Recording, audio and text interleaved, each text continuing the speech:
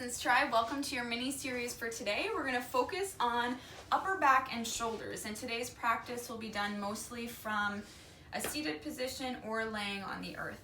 Okay, so the first place we're going to go is to the neck, and just remember in these mini series I'm just going to show you a series of postures. I ask that you hold them for 8 to 10 breaths or whatever feels best for you. You can draw this out and focus as long as you like, or you can get in and get out quickly if you like as well. Okay, so with the neck, you're just simply going to sit, hands to the knees, lift up through the spine. You're just going to bend the neck to one side, just let it be heavy. So left ear towards left shoulder, 8 to 10 breaths on this side, and then 8 to 10 breaths on the opposite side.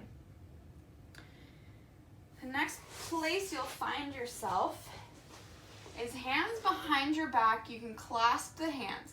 If that is not accessible to you, you can take a yoga strap or a belt or a piece of rope between the hands, pull the hands away from each other, and find this shoulder action here, lifting the hands up. So if you can clasp the hands, roll the shoulder blades back, squeeze them together, shoulder heads move onto your back.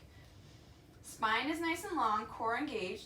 You'll just gently lift the hands up to whatever height is accessible to you. Again, this can be done with a belt or a strap, lifting the arms up. Find a place that feels comfortable for you.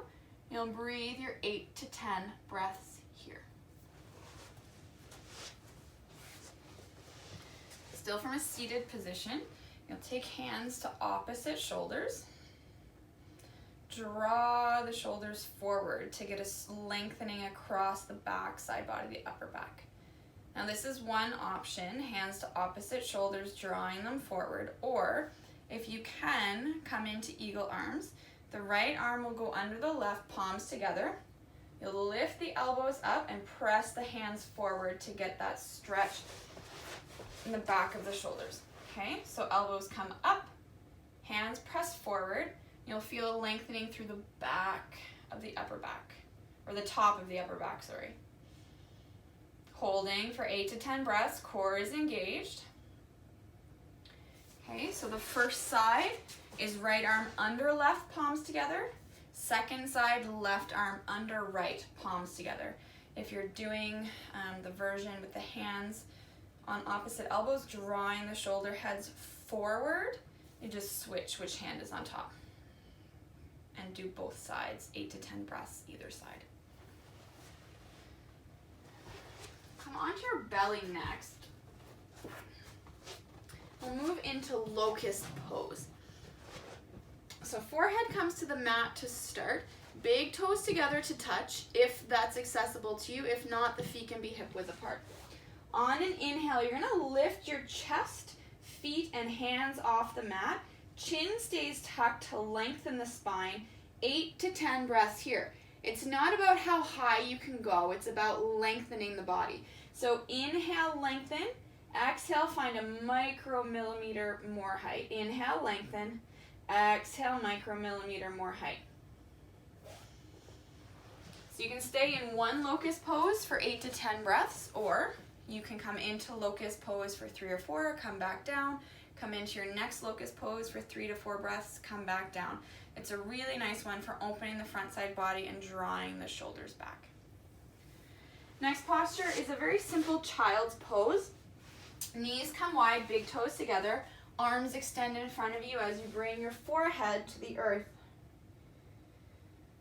Modifications for this posture, you can roll up a towel, bring it to the crook of your leg and sit the heels back to reduce the flexion in the knee. You can have a block to place your forehead on as you fold forward. So just allowing the fronts of your shoulders, the insides of the armpits to descend towards the earth, your chest to descend towards the earth, and breathe into this, 8 to 10 times. Good. The next place you'll find yourself is in Sphinx pose. And we're going to work the outside, or stretch the outside and the inside of the shoulder here. So the first variation from Sphinx pose, this is going to work the outside of the shoulder. You'll take one arm, say the right arm, and thread it underneath the left arm. Now when you do that, the tendency is that you're gonna roll onto the outside of the right arm. What you need to do is press your chest back towards the earth with the outside of the arm still glued to the mat. Okay, and the left arm is forward. So you might not come back very far, but you will feel the pull in the outside of the shoulder. So if I come towards the camera a little bit more. So rolling this way, bring the chest back down towards the earth. And you'll feel the stretch on the outside of the shoulder. Again, hold that 8 to 10 breaths. That can be a bit of a sensitive area, so if you get into that shape and things start to tingle and feel numb, please come out of it and try come back in with a little bit of a readjustment. And it might be one that you can come into for 1 to 2 breaths, and then you have to come out. So the last posture for this little shoulder upper back sequence, starting from Sphinx again, you'll bring the right hand, for instance, underneath your shoulder, right shoulder. The left hand will go straight out to the left side.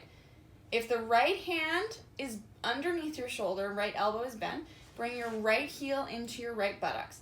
Now from here, you'll send the right foot over to the left. So you're rotating your body. So your upper back is getting a twist and you're feeling a stretch through the front of your left shoulder. The foot doesn't have to come to the mat. You'll breathe here for 8 to 10 breaths. Again, if it starts to tingle, just come out after a couple breaths and then come back in. You'll do both sides. Okay.